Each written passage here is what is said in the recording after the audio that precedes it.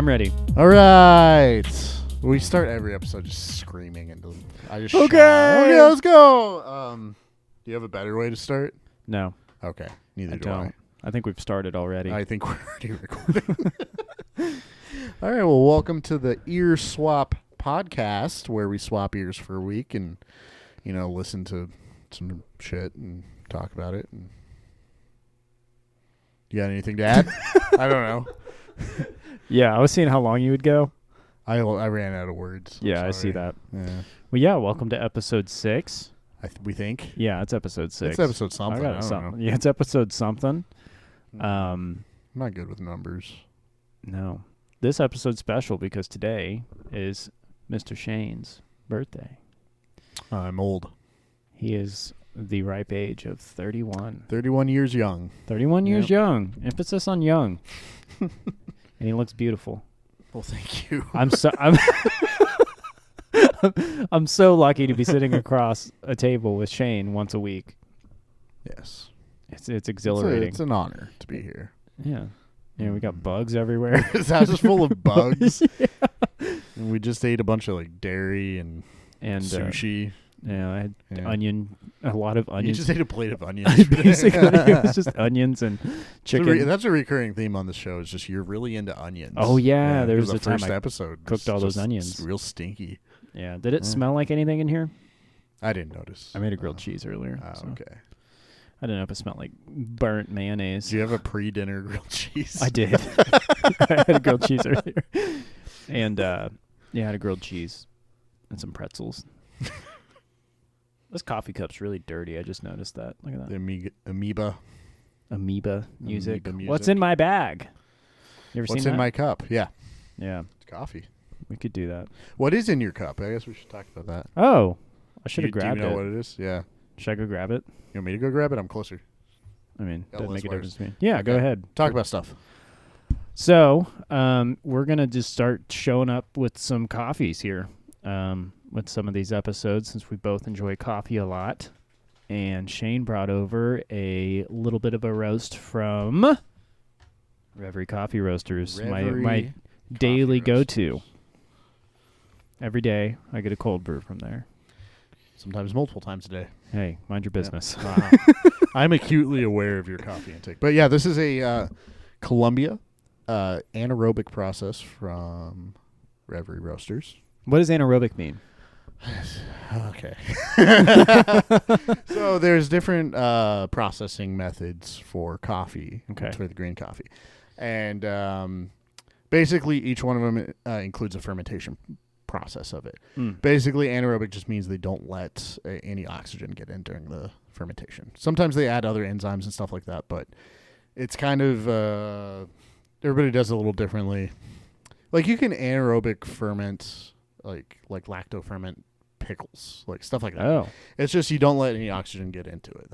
So what does oxygen do to it if you were to let it get to it? Basically, people have been doing all these like weird fermentation processes lately. There's all kinds of experimental stuff right now. But it brings out a lot of sweetness in the coffee, generally, is what it's known for. It just kind of brings out more character. Mm-hmm. And it's cool because you can take a coffee that might score lower and process it like in one of these weird fermentation ways, and it will bump up the score a lot. So even if you have a crop, like a yield that's not great, or like one that's, you don't really, it's like, okay, you can make it into something that tastes a lot better. So that's a very, very condensed version of that. I don't want to, I don't want to ramble too much. A coffee swap. I do. I do coffee for a living. This is Chayne's passion. Sometimes. Sometimes it doesn't feel like it, but sometimes it does. Yeah, and I gave him the Friends cup because he loves the show Friends more than anything on this world. I come from a Seinfeld household. Thank you very much. Yeah. No, he's a big Friends guy, you know. How you doing, right? Right? That's your thing. How you doing? Like, does the mug say that? Probably says it on his shirt or something. I'll be there for you. Yeah. Because I will, Chayne. It's your birthday. Well, I'll be there for you. No, I hate that show. Were they on a break? Is that a Friends reference? Yeah. The Ross and Rachel thing. Were they on a break? You know what I mean? No super you. Yeah. Yeah. That's what I know. That's what you know? Yeah. Okay. All right, we're here to talk about music, not TV shows. So this week this is our random pick episode. We randomly picked. We randomly picked last episode, and now we're talking about random picks. So for the random pick that Wakinyan got from my record collection, it was La Dispute, Rooms of the House. Yes. And then Chayne reached over to my record collection right there and did a couple picks because there were some weird ones. I picked some live records, and then you told me just not to pick one because it was some band that somebody gave you something. I don't know. Oh, yeah. It was a random one. So he ended up picking Chris Cornell, Higher Truth. Which is under here, but we're afraid to touch it because it will collapse and fall and knock coffee all over the place. So get the coffee out of here.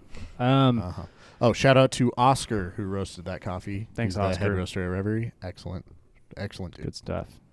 I haven't tried it yet, but I imagine it'll be good. It's too hot. You did a good job brewing it. It's very hot right now, so we can come back to that. Yeah. But so we did random picks. Let's just dive in. Let's get into it. Okay. So, Rooms of the House by La Dispute. This is the first time you've heard of La Dispute, right? I've heard of them. You've heard never listened to them. Never listened to them. Yeah, it was my first go around, and I had zero expectations on this record.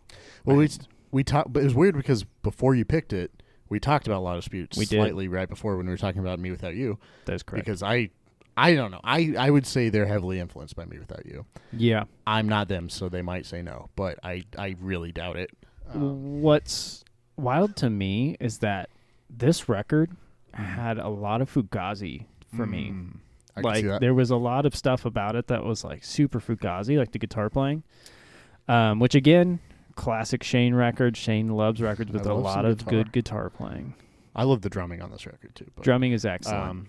But this is actually the same producer as the previous record we talked about, Pale Horses. Will Yip did both of them. Oh, yep. No shit. So, the wild thing is how much every single episode is connected, and we picked seemingly random things. Seemingly random, but it was my record collection, so there's a pretty good chance you're going to get a Will Yip record out of there. He's excellent.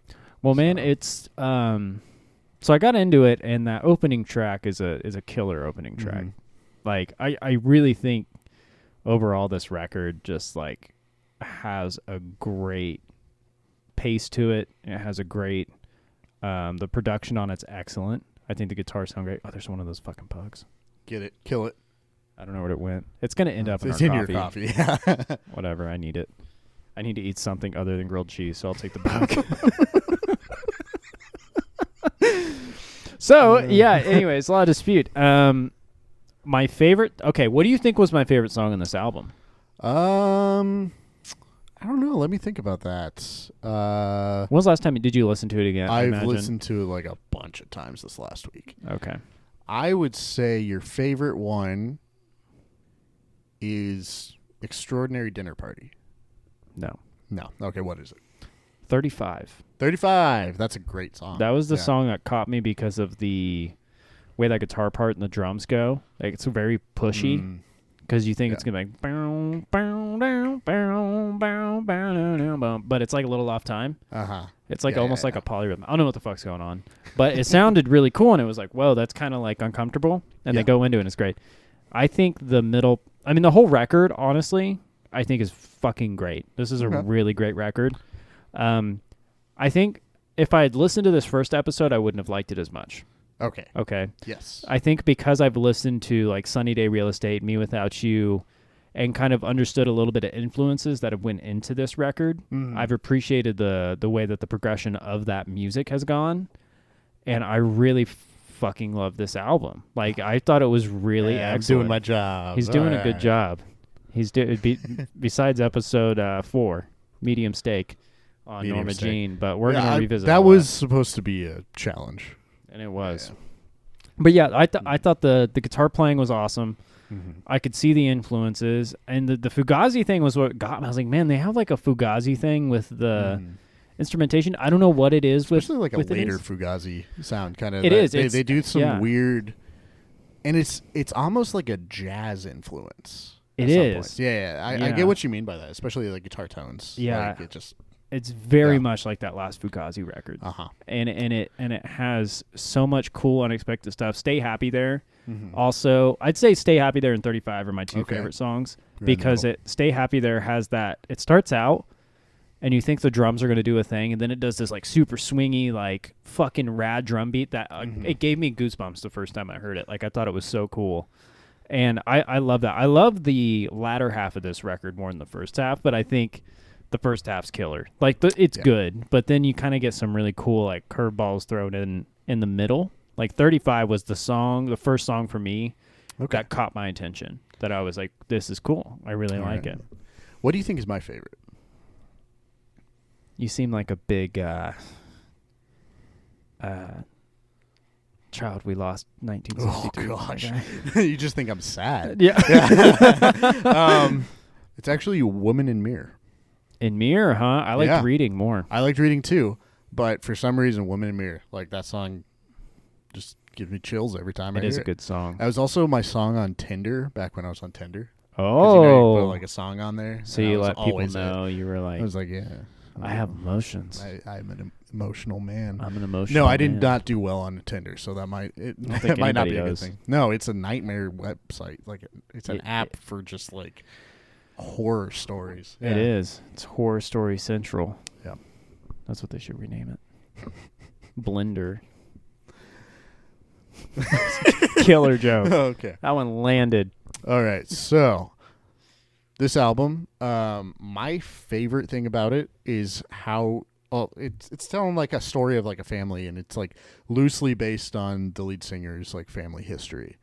But I love how it just like references itself throughout the whole record. There's like lines that are repeated, different songs. There's song like the first song opens up, starts talking about the bridge collapse that happens in 35, and like it feels like somebody reminiscing about their life or their like family history, which is what it is. It's like the history of like a family home and the things that have happened there over the years and the relationships that were like built and lost and things like that.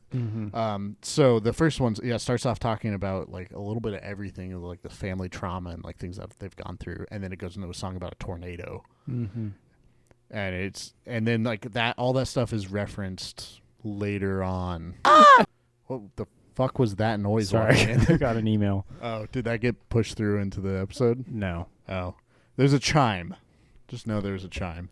I'll edit it in. Yeah, put it. No, I'll put like a little scream right there. Yeah. Okay, I'll do that. But yeah, this record's like Midwest as fuck. It's Midwest. So Midwest, but yeah, it felt immediately Midwestern to me. Like there was no doubt about that. Because I don't know what the fuck that sound is. I think it's... I don't know if it's like the emo post-hardcore thing is really popular in the Midwest, especially in the 2010s. That was like... Everybody was really on that shit. I think that's kind of, to me, one of the defining genres of the like mid-2010s is like that post-hardcore stuff. Oh, there's the bug. I accidentally killed it. It's smeared on your palm. Yeah. So it's Midwest. I wouldn't call it Midwest emo. Because there's like the genre of Midwest emo that came about, right? Which we've talked about previously. It's like connected to that, but I wouldn't put it in that genre. It seems like, but thematically and just like the feel of it, it feels like open and kind of like homey, but like kind of empty at the same time. Yeah, it does. And I love the lyrics are great. The vocals are really good. And like I said, I don't think I would have liked this if it was first episode. For sure. Like at all. Yeah. Because I think after getting used to that vocal style that you kind of hear, because you can tell they've listened to me without you, it seems like. It's got that like almost spoken word quality. The spoken word quality to it, yeah. But the vocals are really good. I actually really like them. Drums are fucking killer. I mean, the guitar works great. I really had no qualms with this album. I thought it was really good, and I listened to it probably a dozen times. Wow! Like to really soak it in. Been trying to listen to it more, just in my car or whatever, and I really liked it. It's one I hadn't listened to in a while. When I first got into it, I listened to it nonstop, and then I kind of took a break because I overdid it, and then just getting back into it, I'm like, oh no, I really, really like this. like this album. So, Law Dispute, I didn't look into any of their other records. Mm-hmm. How many albums do they have? Because this came out in 2014. 5, I think. They're still a band, right? Yes. They played in Lawrence just the other day. Oh, that's right. I wanted Monday. to go, but you literally asked me if we could go. I found out about it right before, but that would have been kind of fun to go. It would have. So, yeah, they released one in 2020 or 2019. Excuse me. Panorama. I should probably go back to it. I didn't love Panorama when I listened to it the first few times. But I'd like to check it out. Somewhere at the bottom of the river and between Vega and Altair. That was like their first one. It was reissued or remixed or something. Mm-hmm. So this is their third full length, I believe. Because Wildlife was the one before this one. Wildlife is an excellent album. That's another one that I think you should check out. Okay. 2011. So was this their album that like kind of got them bigger, or were they already? That was probably Wildlife. They had a pretty good following with Somewhere at the Bottom of the River, but it's like you've probably heard people make fun of Such Small Hands and just didn't know what was going on because it's got a very distinct sound to it. It's a little less like the writing is almost teenagery feeling, which I think they might have been close to that age when they wrote it. Right. So a lot of people might criticize it and say it's a little whiny sounding. And I don't know. I love it. It's an album that I really, really like. Yeah. Such Small Hands is like their most played song, I think. And it's good, but it's not as serious as their later stuff. The other stuff, yeah. Because they're first release 2008. Yeah, That's I'd say a long time. Wildlife is probably their most well-known record. Yeah, it got a lot of plays on that one. Rooms of the House was really the one. Like I liked them, but then this one hit. I don't know why. I just fell in love with this album. The second I heard it. Man, for some reason, I thought they had more. Would have expected more albums, especially being a band since 2008. I think they had a lot of lineup changes and stuff, probably. Well, I think they released some EPs and things here and there. Yeah, because they played in Wichita, as you said. You've seen them at Walnut Street Gallery in May 30th. Oh, they had a. Was that just an EP? Yeah, I think it was. The Vancouver. It's just called Vancouver, and that's when I first heard them. Oh, yep, 2006. 06. It wasn't in 2006 when I heard that, but it was after that had come out already, obviously. Yeah, so they played Wichita in 2016 at Walnut Street Gallery. That's fun. That was a cool little venue. This was actually the first band that me and Caitlin went and saw. Really? Live. Yep. It was Law Dispute, Gouge Away, and Slow Mass. Oh, and I didn't know Slow Mass or Gouge Away going into it. They were touring together. I'm sure. And honestly, the opening acts blew me away. Both of them were. Gouge Away is legit. They're a great band. Yeah. Slow Mass, I really like Slow Mass's records. Slow Mass. I don't know if we're allowed to talk about them, but we can talk about them. We can talk Fuck about that them. shit. Their album is fucking great. So good. It's such a good album. It's so good. I've opened up for Slow Mass. Really? Yeah, at Barleycorn. Sutphin did. Was I at that show? No. We opened up that one. So they played another one at Barleycorn. They played one after that at Barleycorn, which I attended. But yeah, we opened up for them. Really nice people. Yeah. They were always so nice, and they were so good live. Yeah, I love that band. They're so good. I guess they technically have 2 albums, but one of them is not a typical album. It's got 50 songs on it. Jeez. And it's called Music for Rest, and it's kind of like a bunch of like ambient noises, things like that. So. How do you feel about when bands do that? When they make like ambient records that are just like do you ever listen to them? Kind of. I don't fully listen. I don't know a ton of examples of when that's happened. I bring it up because Pile did that. They came out with the ambient thing called Songs in a Sphere-Filled Room or something like that. And it's just, I don't know. I listened to a couple of them, couple of the songs, but I'm not like a big ambient guy. Yeah. You know? I can get down with it, especially if I'm like reading in a public space. I can't have people talking around me while I'm reading, so I pop in my headphones and just listen to like instrumental music. So I think it'd be great for that. So you can't listen to music with words while you're reading? Or can you? At a lower volume? It depends on the genre and how clear the vocals are. But it more has to match what I'm reading. Like the tone has to fit. Okay. It's weird. Yeah. Because when I read, or I used to like go out and read or whatever, I'd listen to music and people would say I was fucking nuts for listening to music and reading at the same time. It's almost worse if I know the lyrics to the song too, because then I start focusing on that. But it's much more of a tonal thing for me. I like to listen to, like, if I'm reading like Cormac McCarthy or something, like I listen to a lot of the Assassination of Jesse James soundtrack, because it's kind of like that westerny, Nick Cave. which is Nick Cave.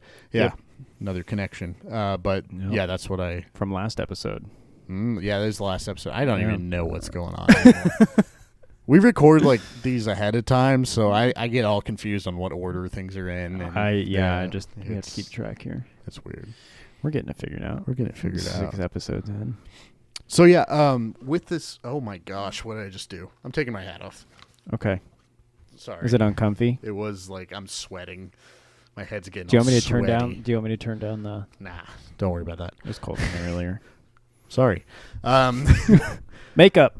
This this record it pops off with a song about a tornado and surviving through that. And then in that it mentions, like, there's a few like recurring things, like I said before. One of them being like they talk about moving furniture a lot in this.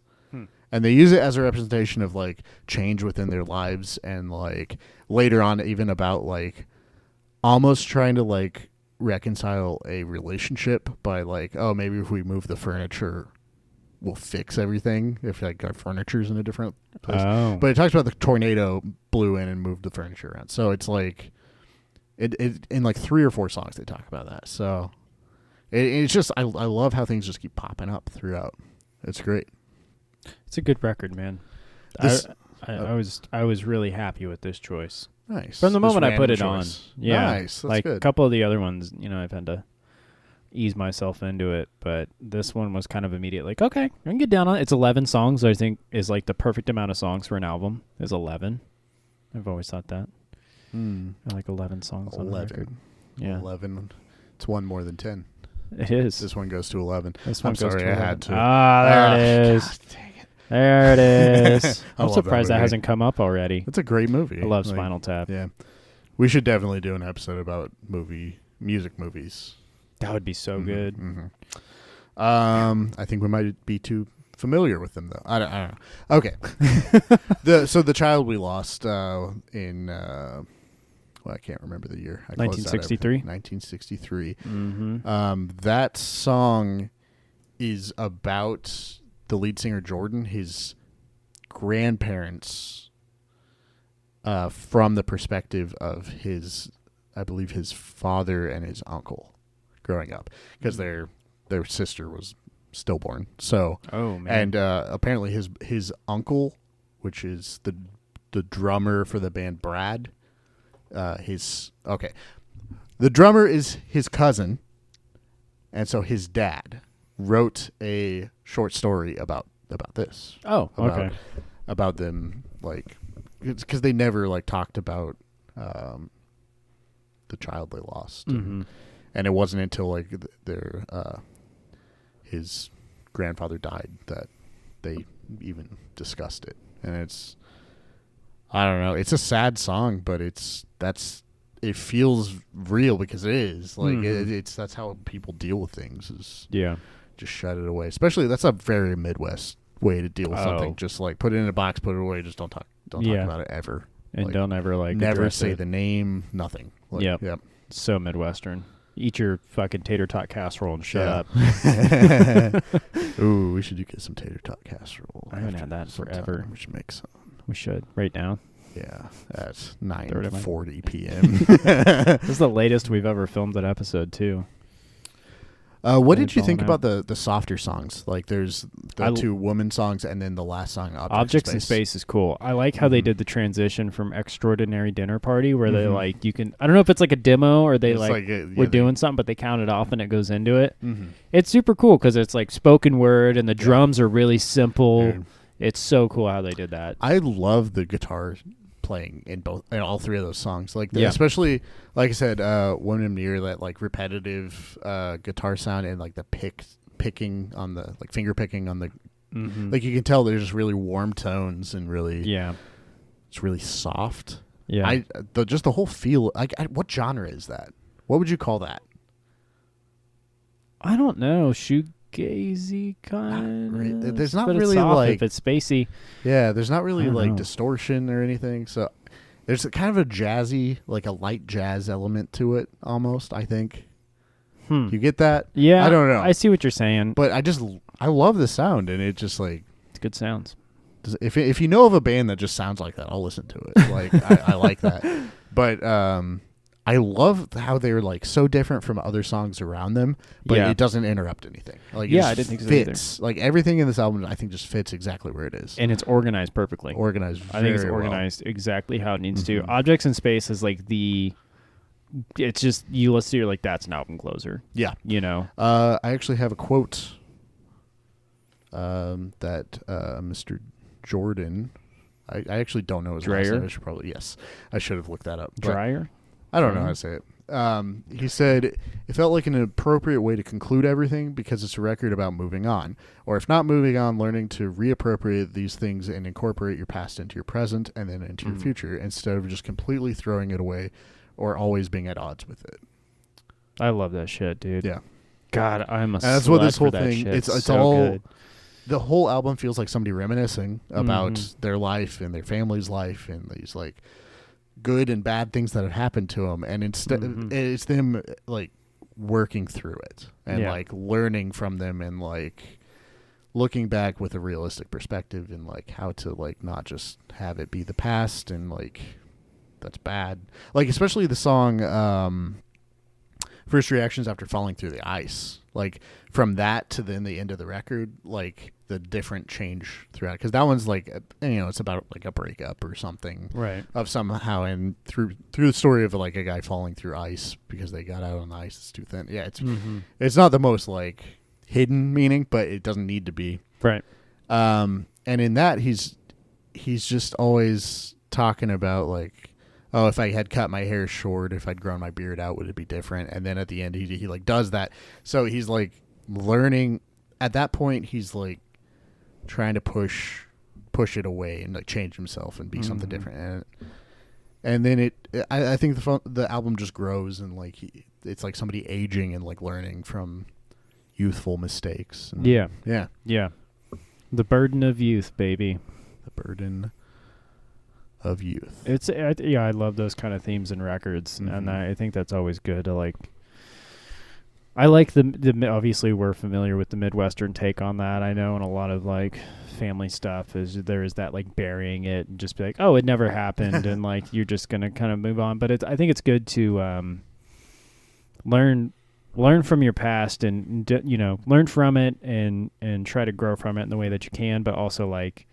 Don't shut the door on it, but acknowledge that it was a part of your life. I think that shit's really important in how you deal with the present. Because if you start doing that, then you're going to repeat behaviors that's why you end up having like years of the same family shit is like those exact reasons until somebody kind of breaks that cycle. Yep. So I think that's such a good, the lyrics on Stay Happy there. I know things weren't right. Maybe we were never cut out for Midwest life. Maybe we'd have done much better on a coast. There are certain things I doubt we'll ever know. Yeah. I know you were getting tired of my drinking. I guess I was never cut out for the coke scene. You were worried I would end up like your father and tired of the smoke and somewhere the wind blows. Oh, that just fucking made me sweaty. Yep. That's good, man. And the delivery of the lines. It's not just like, oh, there's really good lyrics. It's like the delivery is perfect, I think. Like, you feel it. Yeah. Oh, man. Yeah, I think this is a good record. Good band. Good band. I like it. Solid band. A lot. Man.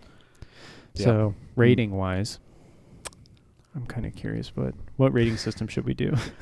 We've been killing it on it. I'm a big fan of Ordinary Sausage, so I think we should do 1 out of 5 sausages. Like 1 out of 5 sausages? Okay, let's do a sausage one.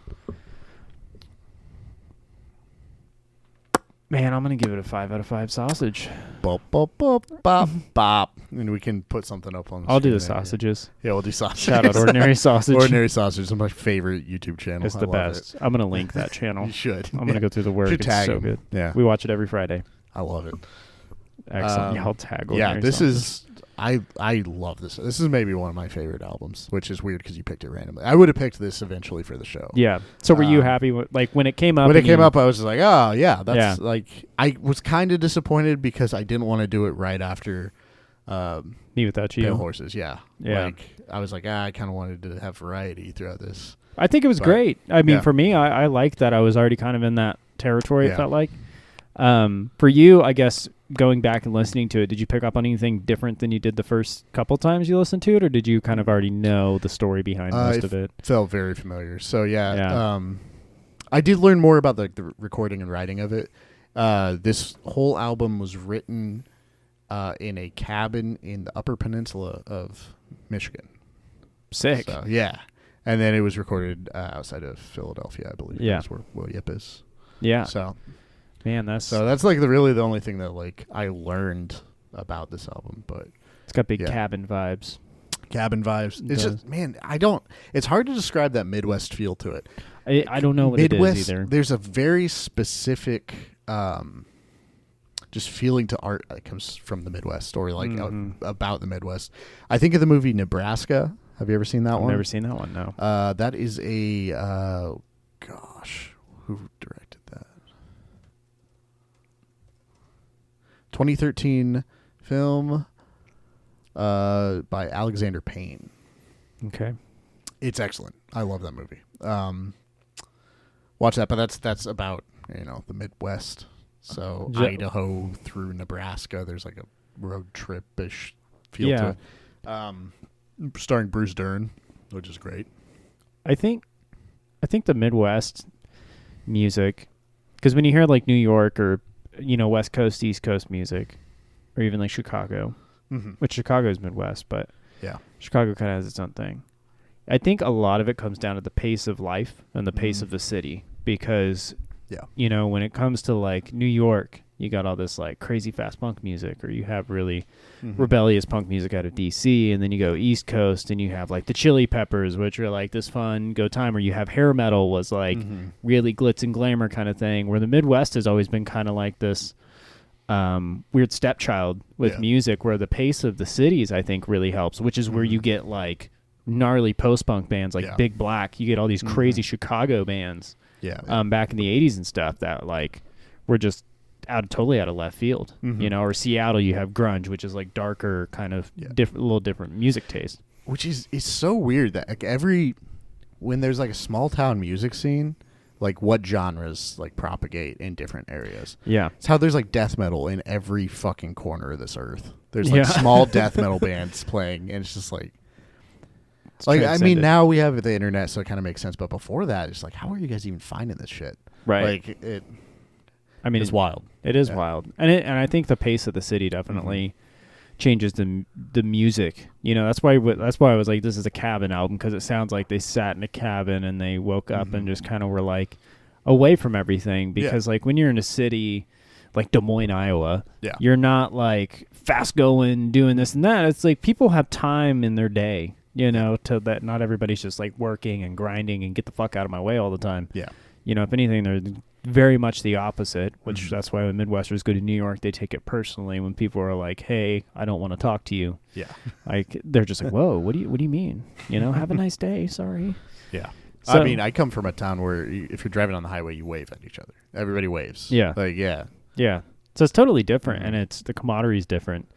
I think that definitely has a big factor in like a lot of the sounds, but I think Chicago is kind of a different one when it comes to Midwest music, because there's some like fucking gnarly music that comes out of there, but you also have like suburban life, which affects music so much, where you're like just this pissed off kid who feels isolated and alone in his bedroom, where you're just like, I want to make some fucked up music because I'm pissed off at the world.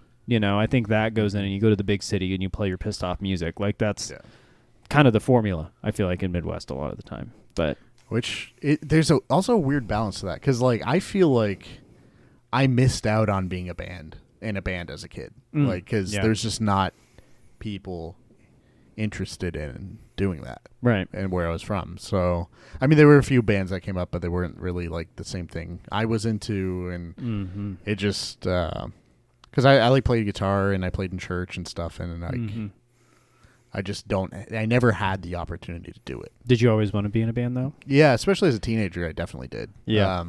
Did you jam with people or anything? We jammed. I'm terrible at jamming. Still to this day, I'm very bad at improvisational music playing. Really? Yes, I'm horrible at it.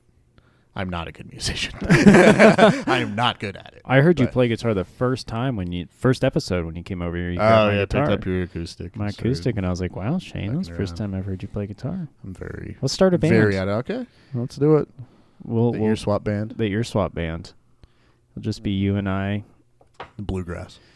Yeah, let's do bluegrass. That sounds like so much fun. It'll be very successful here. Oh, it will. It'll pop off. We'll go to fucking Winfield for the every September. Just go down there and play some bluegrass, and we'll be good. I'll play banjo. Okay. You can play guitar. I have a mandolin as well. You have a mandolin? Yeah, I'm not very good at it. I didn't know you had a mandolin. Yeah. What brand is it? It's an Epiphone. Really? An Epiphone mandolin? I didn't know you it's had not bad. That. Huh. I kind of know a mandolin. It's a weird little... So, did you have anything else on this record? No, I'm done. So, good segue. Chris Cornell, Higher Truth, If This Doesn't Fall. First song has a mandolin on it. It does. Nearly forgot my broken heart. Nearly forgot my broken heart. My broken fart. So, up to my notes. There we go. I want to know first. Okay. When I pulled this off the shelf, what were your thoughts about that? I have no fucking idea what you think of this record. Because you pulled it out, I was like, I have no idea what he's going to think of that. Because it's totally like a weird combination of things, I think. But I don't know, because you're also coming from a perspective where you have never really listened to Soundgarden, or you've never listened to Audio Slave. Almost not at all. Like I know I've heard the hits. Black Hole Sun. You know what I mean? I know Black. That's the only song I know. But this is your introduction to Chris Cornell, which I think is actually really fucking cool, because it's like it's his last record. Last record. Yeah. Yep. Before he died. So, what are your thoughts on Chris Cornell, Higher Truth? This was a hard record for me to get into. Oh, okay. I started it and only got a few songs in like 3 or 4 times. Wow. Yeah.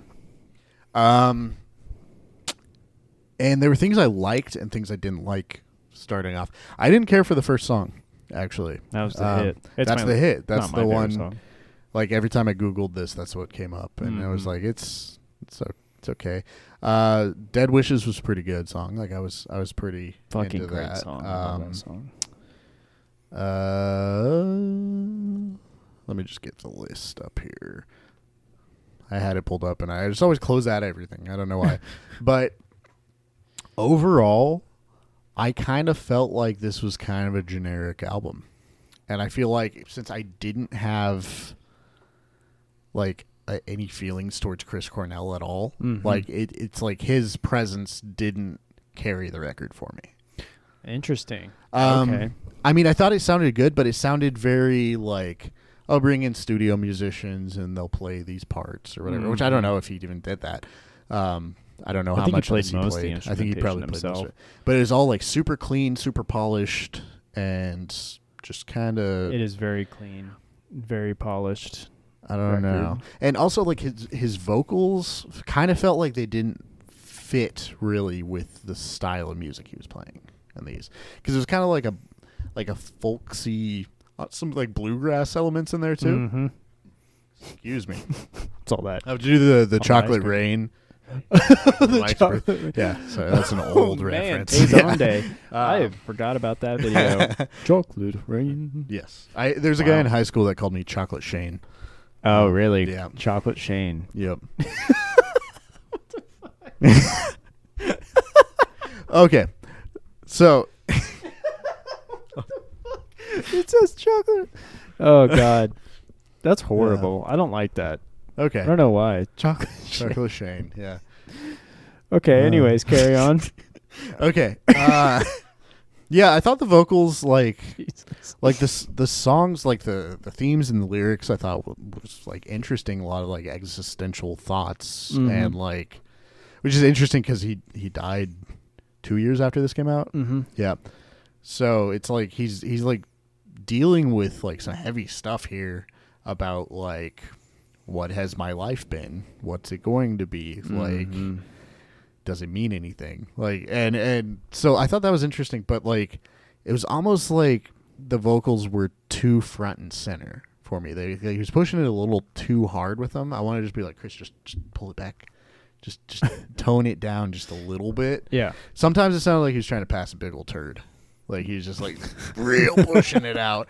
And I don't know. Also on Nearly Forgot My Broken Heart. It sounded like, I think they did it intentionally, but it sounded like the vocals were like peeking out. Yep. And I thought it sounded awful. Yeah, I did not like that. Yeah. Yeah. I it sounded like it sounded like I know they probably did it intentionally. It sounded like a mistake in the recording. Like, I remember the first time I heard that song, I was like, those vocals are clipping or like they're distorted, really gnarly, which is weird for a song that's like folky, like mandolin. And every other aspect of this album is super highly produced, clean, everything. So that's my biggest issue with this is the vocals of the whole album. Like, I'm just not that's a Chris Cornell fucking guy. gnarly take. I'm sorry with a Chris Cornell record. But like I said, I don't have that history with any of his other works. So I think that's a really fascinating point because I think there is that bias when you're like, oh, it's Chris Cornell. Like, this is the guy that's the name meant nothing to me. Yeah, like to me, I'm like, this is the dude that I love who did Slaves and Bulldozers on Bad Motorfinger, which is and Beyond the Wheel, like these crazy vocal performances. I don't think he this just made up those names. It sounds like I think you just made them. They're real. Yeah. They're real. I swear. But this record, I do not consider his best vocal performance either. Okay. His vocals, kind of towards the end of his career, change a lot. Okay. They are very, very different. Apparently, he had surgery on his vocal cords later in his career. I believe, I could be wrong, and if I'm wrong, I'll let you know. But I believe he had surgery on him because he had like a 5-octave vocal range. Like, it was fucking nuts. But he wasn't trained. Yeah. And then he drank a lot, and then whatever. He had a lot of abuse on his vocal cords. So this is definitely a later career thing. And I know he's like a huge Neil Young guy. So I think that's where a lot of like sort of the folky. I get to hear that. Yeah. And he loves Bob Dylan, but it's like a polished version of that. But it is a really weird record in terms of his solo records are always fucking weird though. Okay. Like he did one with Timbaland, who did Justin Timberlake stuff. Yeah. It's called Scream. That's weird. Dude, it's I don't even know what that would be like. Okay. Horrible, dude. Dude, I like so good. Like the folksy sound to it, especially like some of the guitar stuff in it. It was like really interesting. Like, I mean, it wasn't like groundbreaking, but it was like solid like he folk had great guitar and playing. things like that. Yeah. But it was in the end of the day, I felt like this, like not all the songs, but a bunch of the songs on this record are like very predictable. Oh, okay.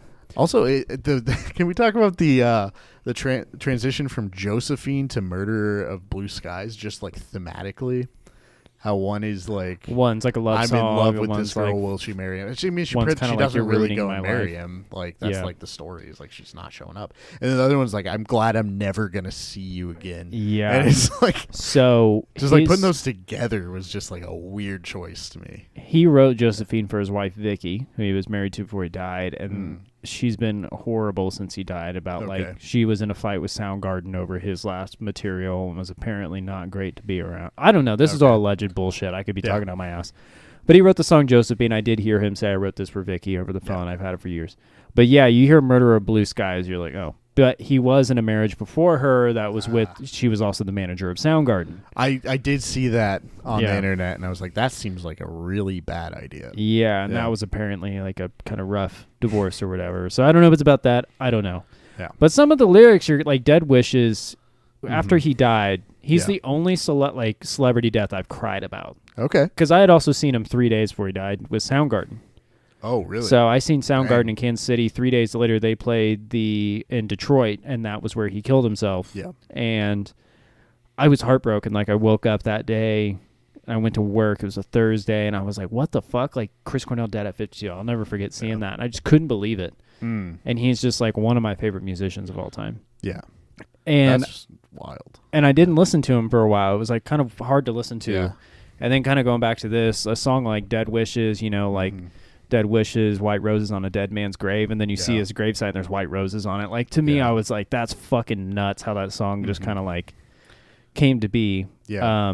Which you said you almost picked this for the sad record, or you said it was a contender or something. I don't think it was this one. Probably wasn't this one. I'm making stuff Probably up. another one. It was a Nick Cave one. The Nick Cave. Yeah. But, I mean, this one's, like, kind of a sad record, but it's like, you know, he's got his ones, like, Only These Words is about, like, his kids, you know, or he's like, I'm a father, like, you know, I'll give you anything. I think Circling and Dead Wishes are the best songs on this record. I love Murder of Blue Skies, too. Our Time in the Universe, I think, is a horrible song. I liked Our Time in the Universe. What? Yeah. That is the fucking worst song on this record. Wait, yeah. It's got that like, crazy drum beat. I liked it. What? I'll tell you why. There's a weird connection that my brain did with this one. Okay. You're gonna just shit when you hear this reference that I'm gonna make with it. Okay. So especially like the way the song sounds mixed with the vocals of how he's doing it sounds like Jeremy Spring from Abandoned Kansas. Did you ever listen to Abandoned Kansas? I never got into it. You should pull up let me find a good song for you. But that's they're from Wichita. Like, oh no, I've met Jeremy. Yeah, you know Jeremy. I know Jeremy. Yeah. Which honestly, on the album Ad Astra per Aspera, play the Golden State. And please be more Kansas with that fucking title. Well, we're not the Golden State. The other, that's California. Ad Astra, and that the which honestly, 2010. Abandoned Kansas is excellent. Like, their records are so good, especially Alligator, the one from 2015. We might have to cover that one. That one's like pretty cool, freaking great. So you hear how his vocals sound with like kind of that distortion-y, like the echoey sound to the song. Yeah. That's where my brain went when I first started hearing this. I could totally see it. So, I don't know. I liked it because it was a lot different than everything that had come before on that record. And it just kind of like shocked me out of because everything was kind of starting to blend together for me. Especially on those early listens. I will say this album did grow on me though. Okay. I was listening to it. I was just skipping through songs in the car on the way here, and I was like, okay, like I'm starting to enjoy some of this. I fell in love with this album like a lot after he died. I liked it a lot more. I seen him on the tour that he did for this too in 2015 in Salina at the Stifle Theater. And it was an acoustic show, and he did like songs from everywhere and took crowd requests and shit. It was really cool, and it was a lot of fun. But it's really personal. Like super personal. I'm sure it was huge, but and it was in a small theater, like 1,000 cap room. Like it was super small. My sister won tickets on the radio. My dad and I went. Cool. It was super cool. But I fell in love with this record after he died more so. And it really, really, really, really influenced me and got me into acoustic music. Okay. That kind of got me into things like Nick Drake, Elliott Smith, Townes Van Zandt. Those kind of artists were kind of like, this was my little avenue into like having an ear more for that kind of guitar playing, because there's a lot of finger picking. This got me into finger picking. This got me into like just kind of singer-songwriter kind of shit. Okay. I was never really into that. And it took me a while to kind of like get used to that sound. But I love this record in that sense. It really influenced me in that. I thought the bonus tracks, which just has the 3 bonus tracks, Bend in the Road, Wrong Side, and Misery Chain, I think those should have replaced a couple songs on this album. I didn't realize those were... I liked Bend in the Road and Wrong Side a lot. Yeah. Like, those were some of my favorites. Like, the last few... I didn't know those were bonus tracks. Yeah, those are like the 3 bonus tracks. Wrong Side was my favorite song. Yeah, because it's got that cool like guitar reverby thing, and it's like, and it's got that story that's good. It's almost a Nick Cave song in a lot of ways. Yeah, it fits into that. Yeah. I would have loved an album of that. Yeah, like I would have been more into that probably. But yeah, like very good song. I think that's one of the. It's very an upfront story, and it's good songwriting. I think that one's great. You can tell it's a telly through the super reverby amp. Yeah. Like you can just hear it as soon as it starts. This A minor chord. It's awesome. But I love this album's kind of near and dear to my heart as well. That's why when you picked it, I was like, he's probably not gonna like this album. Like I knew. It's a mixed bag for me. Yeah, I'll give you that. When I first started listening to it, I'm like, I don't like this. But I ended up listening to the whole thing probably like straight through like 3 times, I'd say. Yeah. Here and there. I jump around later on, but I think his first solo record, Euphoria Morning, you would like. It's a fucking great album. His solo records are crazy. Like Euphoria Morning is awesome. I wish I had it on vinyl. And then he had Carry On. He started Audio Slave, so he wasn't doing anything. And then he did Carry On. And then in there he did the James Bond song, You Know My Name. If you've ever seen James Bond, that's like apparently the most popular James Bond thing. And then he did Scream, which I low-key think almost ruined his career. That's the one with Timbaland. And it's like Timbaland was Chris Cornell. And why would you do that? Yeah, play something from that. I want to know what it's I have to, dude. I thought this. I was like, this is a fucked up timeline. Like this isn't real. It's unbelievably. Wind. Starts with wind. That's the video. Oh. It's like weird synth alien noises. It's chanting. Yeah, Timbaland, and it's like. Yeah. Oh no. Can you believe this is real? Yeah, that shouldn't exist. That's really like, what year did that come out? 2009. That sounds like 2009. It's like Justin Timberlake. It sounds like a Justin Timberlake song because Timbaland was on fucking everything in the 2000s. They brought Sexy back and then they did this. And on paper, you're kind of like, this makes sense. Like, this will be good. This will make a lot of money is what they said. Yeah, and it was just not it, man. And the chorus is so generic. I'm like, Chris, I mean, it's pre-chorus. The video is horrible. Oh, this is... It's kind of cool. Bells and... Yeah, the chorus is great. Why you keep... Oh, he's wearing Beats headphones. Oh, of course. Yeah. Yeah. This is the chorus. I mean, why you keep screaming at the top of your head. That's all the chorus is. Is this an Imagine Dragons song? It kind of sounds like the pre-Imagine Dragons thing. Well, and it's great. I remember going to see him, and Salina is like tiny as fuck, right? Yeah.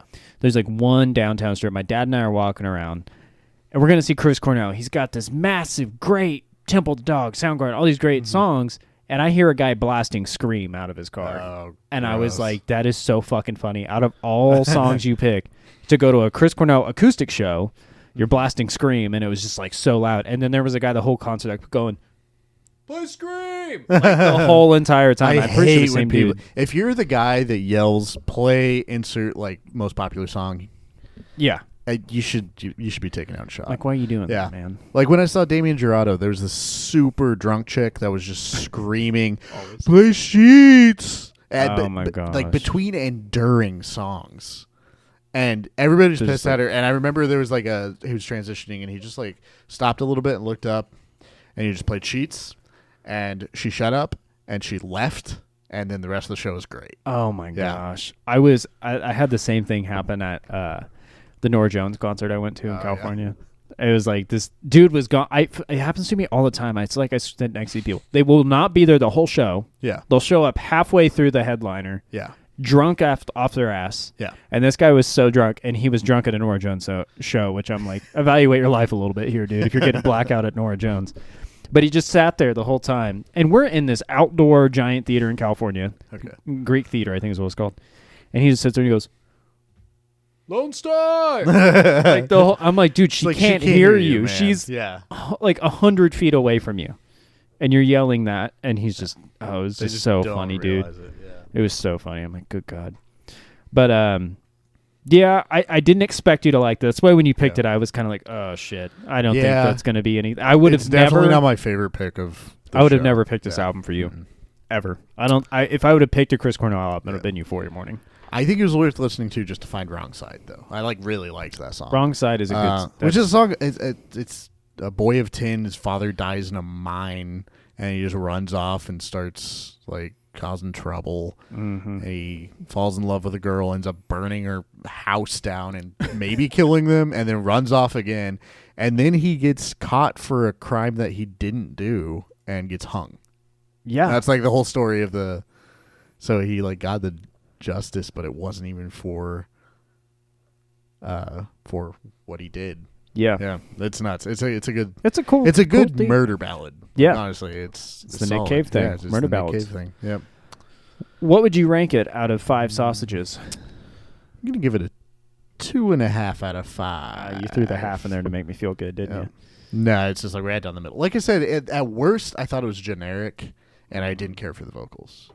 Aside from that, like I didn't hate anything. Okay, so. But I got to do the bop bop bop bop bop for the score. I got it. Yeah, it's on there. It's on there. You got to line it up to the sounds. You know? I will. You know how it works. Yeah. Oh, I'll do it. I'll spend hours on it just for you. It's because it's your birthday. Thank you. Yeah. I don't think it'll take hours just to do that. I don't know, man. We'll see. You never know. So. Well, that's about what I expected your evaluation to be on this record. That's why I wasn't too worried about anything. No, I wasn't. No, you nearly forgot my broken heart. You nearly forgot your broken heart after I said I didn't love this album. Yeah. No, I definitely. Oh, and I never listened to Our Time in the Universe remix. It's horrible. I just turned it off every Dude, time. Like, I just that didn't song even sucks. get into it. I love Chris Cornell. That song sucks. Yeah. This album has high points and it has low points, I think. Good for him. The thing I respect is he tried a lot of fucking like left field shit, like the Scream album. And he was in his 50s when he wrote this, right? Yeah, he's just like he was in his 50s. He had to write the song about his wife and about his kids, and he had to check those boxes. Like clearly something was a little funky because he wasn't too happy. Wasn't too happy. Great dude. Soundgarden was amazing live too. Yeah. God, they were so fucking good, dude. I mean, I have their shit tattooed on my arm. Like I love that band. Yeah, I'm a huge Soundgarden guy. I have a lot of their records over there. I should get a band tattoo. You should. I've thought about getting the sheep from the Out of Step record cover by Minor Threat. Oh, that would be fucking rad, dude. That'd be like so that. You. Yeah. I love Minor Threat. Birthday present. Treat yourself. Treat myself. Yeah, get a little tattoo. Maybe. I don't know. I'll go with you. I haven't had a tattoo in 4 years. Yeah. Get matching tattoos. Yeah. We can each get half, and when we like put our arms together. What if one of us got the goblin? One of us got the ear. Got the ear.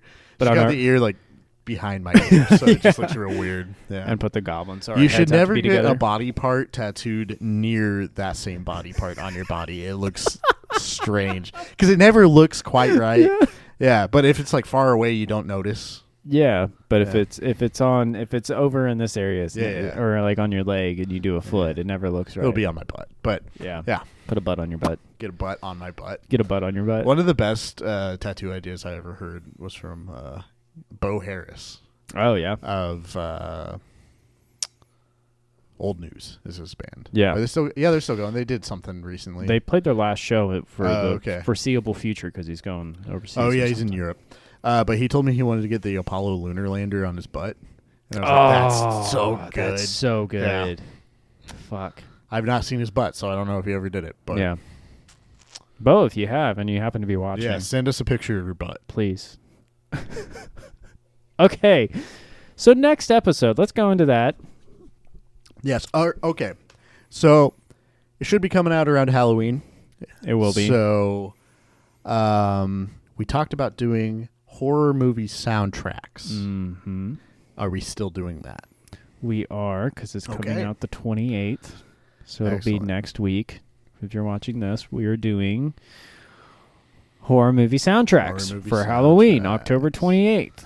That'll be the next one we're going for. So my question for you on this, are we doing soundtracks that are original scores? Or are we doing ones that are compilations that was kind of made for the movie from different artists? I've got to pick that's an original score. Okay. We can mix and match. Because I had one I wanted to do because I know you haven't seen the movie either. Okay. I say just do whatever. It's our show. We can make whatever rules we want. We don't need any fucking rules. Mm-hmm. So, oh man, it's a good soundtrack. Do you want to go first? Or you want me to go first? You go first. So I know you haven't seen this movie. I don't think you've seen this movie, but I'm picking The Crow. I've not seen it. Original motion picture soundtrack. So that's a great pick because I've been wanting to watch that. And I figured you would. This one has like the epitome of 90s bands, but they all did really cool covers. Like Rollins Band did a cover of Ghost Rider by Suicide. I've heard that actually. It's weird. From this Nine Inch Nails. They also did a song for this Dead Souls Joy Division cover. Okay. We also have Rage Against the Machine. They did Darkness, re-recording of Darkness of Greed. They have Jesus and the Mary Chain. They have Helmet, Pantera, The Cure, Stone Temple Pilots. Great soundtrack. This movie is near and dear to my heart as well. I grew up watching this movie, and it's fucking rad, man. Yeah. I don't know how I've never seen it. I can't believe you've never seen it. I should have seen it. Yeah. It's like right up my alley, but that's a good pick. Thanks, man. I've been thinking about it a lot.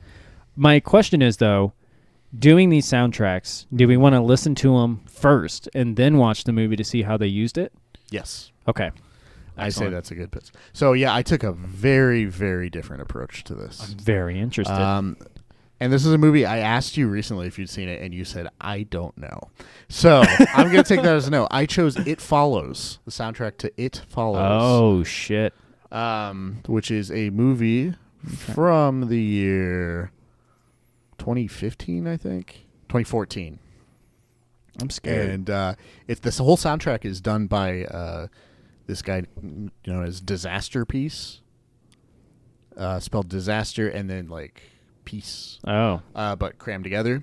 And he before he did this, I think he only did I think he had some Disaster some like just music stuff. It's very like synthy 80s sounding. Almost like the Stranger Things sound, but I think this was kind of before that came out. But he did a bunch of like indie video game soundtracks.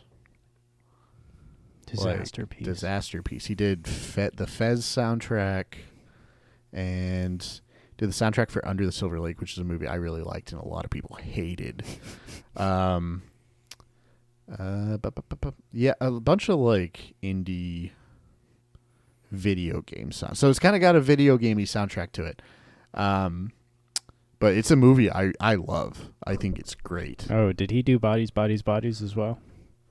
Not that I know of. Maybe a song on it. Him and I have the same birthday. Oh, he did do the Bodies, Bodies, Bodies soundtrack, which I hated that movie. So, yeah, we were just talking about that the other night. I don't remember the music. So well, that's a shame. But the music in It Follows, I think, stood out a lot, and it fit with the tone really well. So okay, yeah, and that movie is on Netflix, I think. So if you have that, then I'm gonna have to watch it. You can watch it. So it's. Are you scared? I'm kind of scared. I mean, I get scared watching scary movies. Okay, I'm kind of a bitch. I don't, and I wish I did. I've just seen so many that it's like I get almost into an analytical state, and where you know what's coming. Sometimes, especially if it's a bad movie, I can be like, and there's a jump scare. Now I just knocked over all your records. Smile was kind of like that. Yeah, Smile wasn't. It had its amazing. moments. It had some cool stuff, but it wasn't great. I compared that movie to It Follows. I called it a worse version of It Follows. Yeah. So. Yeah, we went and seen Smile on Friday, right? We went on a date. Yeah, we went on a date. And I just slammed a bunch of popcorn. You ate so They were just like listening to me eat popcorn and peanut M&Ms. I was just crunching. But Caitlin kept being like, "You were eating those M&Ms so quietly." Well, I mean, it wouldn't have mattered. But there's like a bunch of annoying people in the theater that were just like, honestly, they were shouting. They were kind of fucking pussies. They were like, the tiniest thing would happen, and they'd like scream and like jump up. And, yeah, you're kind of like, grow up, you know? Yeah. It was mostly just one old lady that was making me mad. But yeah. And I didn't spill popcorn in anybody's seat this time. Like you did when we saw Jackass. Yeah. Damn. Okay, Halloween special. So we got some we picks. got Halloween them. Special. Are we dressing up? let's do it. I don't know what to wear, but yeah, we'll do something. I'm going to be... Yeah, I'll find something. You'll find something. We'll find something. Yeah, let's dress up for the Halloween episode. That'd be fun. That would be fun. All right, well, we'll catch you next week with a spooky episode of Halloween special. Ear Swap. Yeah, so we'll see you next week. Thank you for watching. Follow us on all the things if you're on already. At Ear Swap Pod. Ear Swap podcast. Yeah. I think we did a mix. I don't even know anymore. Yeah, we're just floating around out there in the internet. Well, we got some stuff coming up by the end of the year, so be on the lookout for some cool shit. And let us know what you think of the episode, what you think of some bands, what you think of some songs, subscribe what you think of some and rate and leave us comments and be nice, please. Be nice to people. All right. Thank you. Goodbye, everybody. Bye-bye.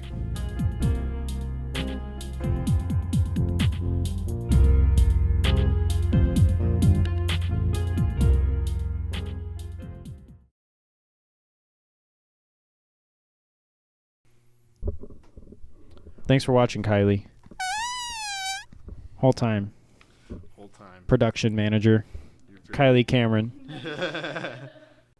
Is this why you get a journalist as a girlfriend? Yeah. She's great. I'm just playing pool. I'm just playing. I'm waiting on the coffee. Oh, yeah, that's a good idea. We don't want to stop in the middle. Oh. Tapes. Yeah, that bug's going to be in the show the whole time. Dude, those fuckers, they latch on my door. Ah. I was in here the other night just like ripping in it. There's a bunch of dead bug marks on my door if you look, because I took my foot one night and just like started kicking them? Slammed on them because there were so many and they fucking fly in here and cause problems. Kylie, how's the lighting?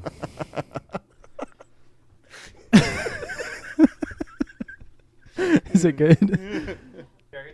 Oh, my favorite show, Friends.